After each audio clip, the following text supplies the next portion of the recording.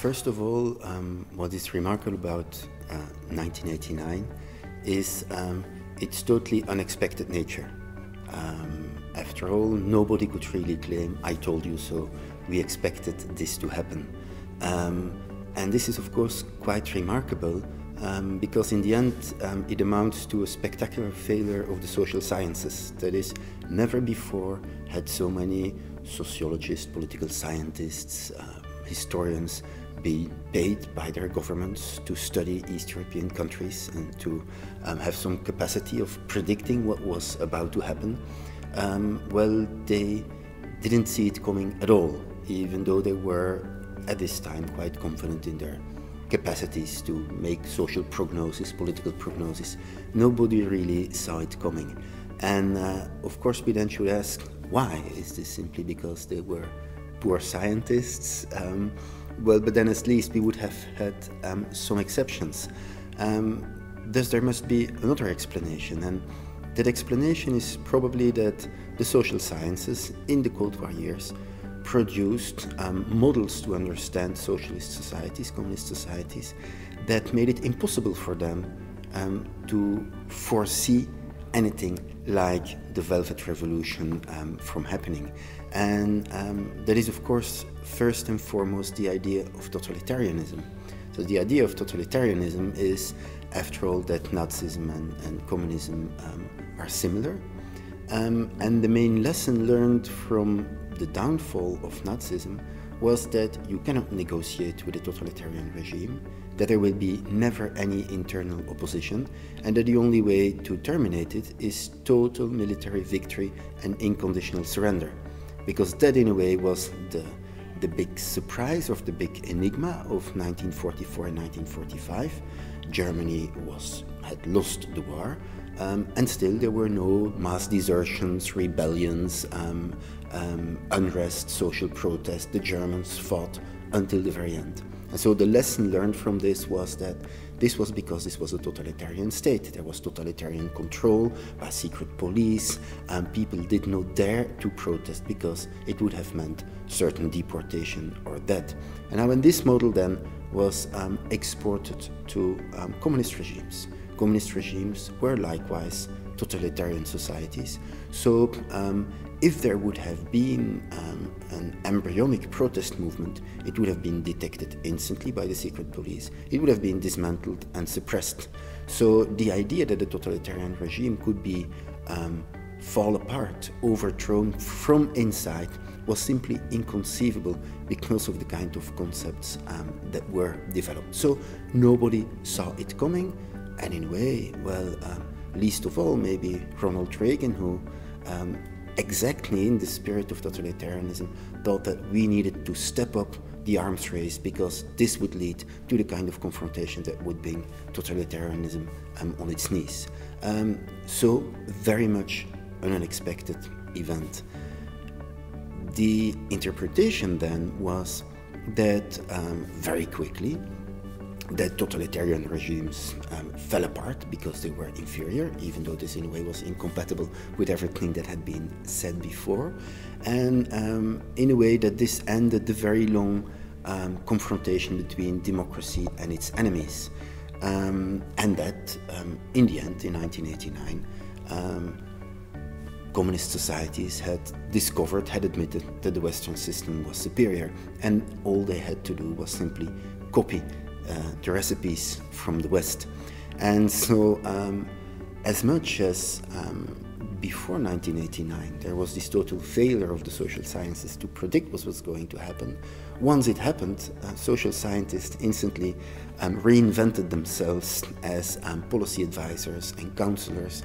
They developed transitology as a new kind of science. Again, a science without any hint of doubt. We knew what was the shortest route to becoming a democracy and a market economy, and we would sell these recipes to the East. In a way, a very normative, very self-assured, very self-content way. And that then gave the impression that basically in 1989 something fundamental changed in Eastern Europe, but nothing changed in Western Europe. And in a way, it was the model of Germany that was being projected to the European scale. Indeed, the German Democratic Republic was simply absorbed into the Federal Republic of Germany, the same constitutional model. Everything was simply absorbed. And the idea would then be implicitly that all the other countries likewise somehow were absorbed into a Western European Union that hadn't changed at all. And that, of course, is deeply problematic.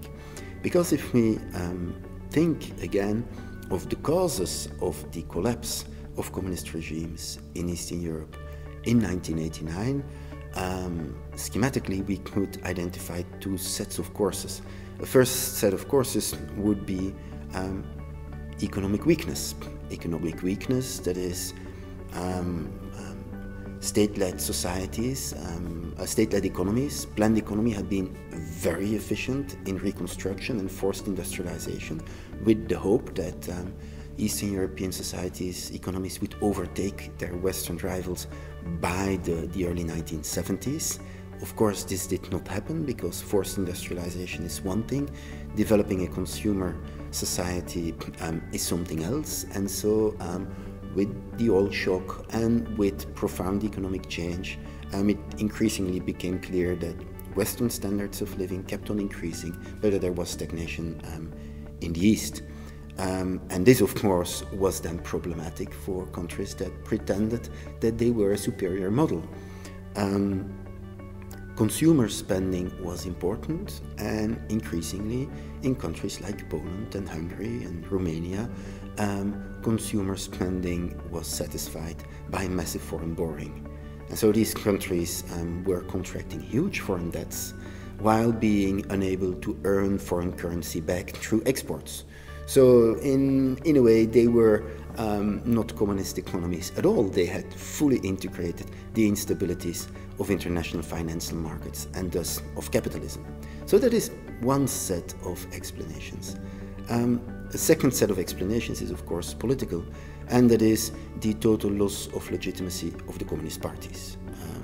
They incarnated the regime, they were the one who promised superior welfare, superior democracy, and they failed to deliver. So by the late 1970s, we could see that communist parties in Central and Eastern Europe were unable to socialize the younger generations. They were increasingly incredible and totally delegitimated. And so what happened in 1989 was that communist parties were washed away by popular protest. Not the state as such, but the party very much. Okay, if this is the analysis, we then can ask, and what about Western Europe? Do none of these issues affect Western Europe at all? Well, it is only after 1989 that West Europeans could sell their model as superior and without any doubt. But of course, all the talk in Western Europe, precisely during the 1980s, was one of crisis. Was one of a dysfunctional growth model, was one of the crisis of the welfare state, was one of deindustrialization, and was a collective obsession with foreign debt. So, in a way, very much comparable economic challenges in the East and in the West. And there's a crucial episode, I think, in West European history, and it is the historical election victory of François Mitterrand, the Socialist Party, in an alliance with the Communist Party in 1981. What did François Mitterrand promise his electorate? That was state intervention in the economy. And so if we think of the economic policies of Jaruzelski or of János Kadar after 1981, they had much in common with Mitterrand. There was some room for private initiative, an important role for the state, and financing economic policy by massive foreign debt.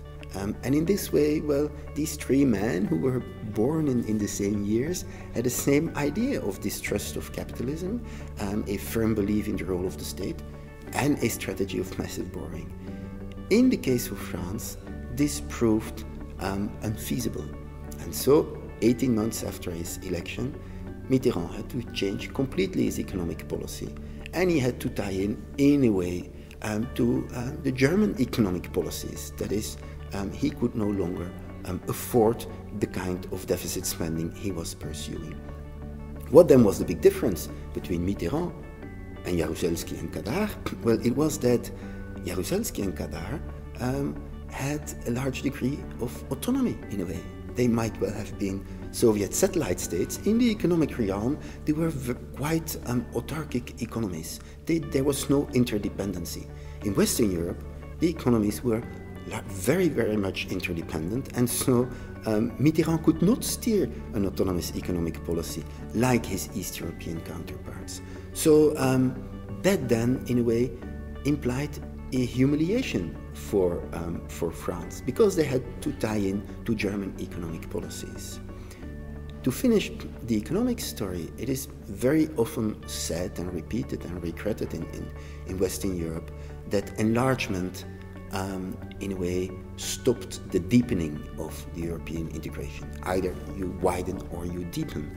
And so in a way, 2004 brought enlargement, and this enlargement stopped the deepening. I think this is historically very problematic, because if we think about it, 1989 was crucial to the deepening of European integration in its most fundamental way, and that 15 years before it brought enlargement.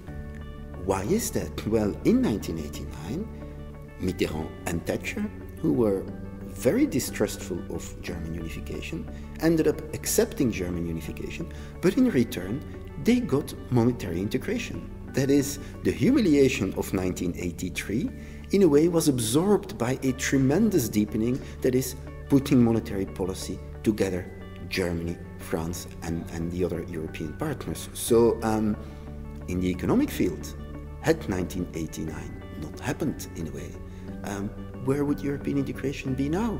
It would probably be in dire straits, because the crisis of '83 obtained an answer through '89 and through German unification and through the economic counterpart that was common monetary policy. So that's the economic story, where after all we see that there is much more in common in the challenges, but also in the kind of answers that were found after 1989 for these challenges. If there is one regret to be had, that is that we haven't been quicker, that we haven't been more ambitious, and that we haven't helped East and Central European countries more through not just exporting our normative rules of transitology and of this acquis communautaire and telling them simply bury the costs of adapting to our model, but of genuine solidarity, which after all has been very, very limited.